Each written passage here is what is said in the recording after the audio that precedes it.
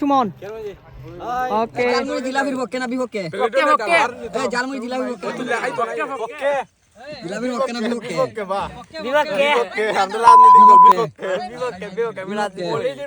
রামগঙ্গা ইফতার party মহব্বতের শরবত দেখা শরবত কইলে হান ওই পারো 10 মিনিট লাগবে যাইতে।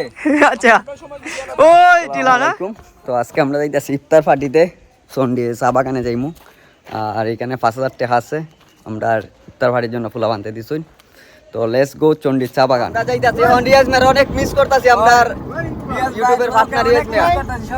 এলাকার ছোট বড় সবাই মিলে যাচ্ছি আজ ইফতার করতে বাগানে।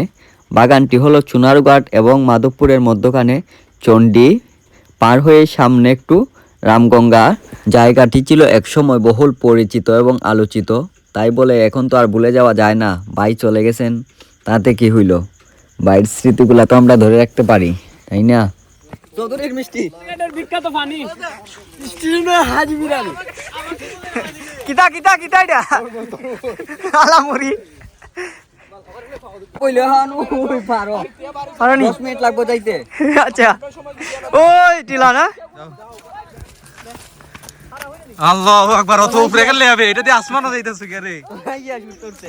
রোজা রেখে উপরে উঠতে খুবই কষ্ট হচ্ছিল সবার, তারপরও ভালো লাগতেছিল কারণ উপরে উঠলে উপর থেকে যে বাগানের বা এই পাহাড়ের ভিউটা অনেক সুন্দর দেখা যায়। সেজন্য একটু কষ্ট হয়ে রইল, সবাই নার্ভাস ওই ভিউটা দেখার জন্য সবাই একটু কষ্ট করে উপরে উঠছি। আর উপরে উঠলে সবকিছু ভালো লাগে, দেখতেও সুন্দর লাগে।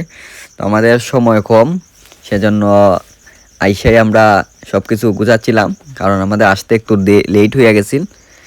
তো এখন আমরা মহব্বতের শরবত বানাইমু, এজন্য দুধ নিয়ে আসলাম বাজার থেকে, লিকুইডই নিয়ে আসলাম 2 লিটার দুধ। এটা নাকি আর এই পিচ্চিটার কারণে আমাদের এই মহব্বতের শরবতটা রেডি করতে হয়েছে।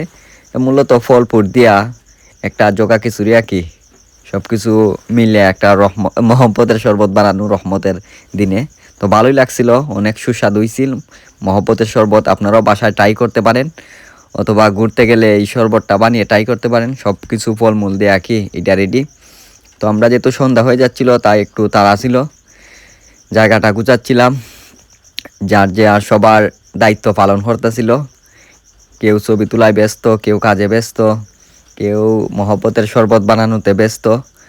অবশেষে আমাদের খাবার রেডি হয়ে গেছে, কিছুক্ষণের মধ্যে আজানও পড়ে যাবে। আমরা সব কিছু গুছাচ্ছিলাম আর এইখানে আনছিলাম হাজি সাহেবের বিরিয়ানি। তো বিরিয়ানিটা খুবই ভালো লাগছিল। আর অবশেষে রহমতের দিনে মহব্বতের শরবত, আলহামদুলিল্লাহ খুবই সুন্দর একটা দিন ছিল আমাদের, খুবই ভালো লাগছে, আনন্দময় একটা দিন। সবাই মিলে একসাথে খাইছি, ঘুরছি, খুবই সুন্দর একটা মুহূর্ত পার করছি, আলহামদুলিল্লাহ। ওয়েল আমরা ইফতারি শেষ, এখন হইলো জালমুড়ি ফালা। জিলাপি না মিঠা দিও না। সবাই জিলাপির পক্ষে থাকলো, শেষের দিকে যে সবাই বলছে জিলাপি দেওয়ার না, কেউই জিলাপি দিয়ে জালমুড়িটা ভালো লাগে না।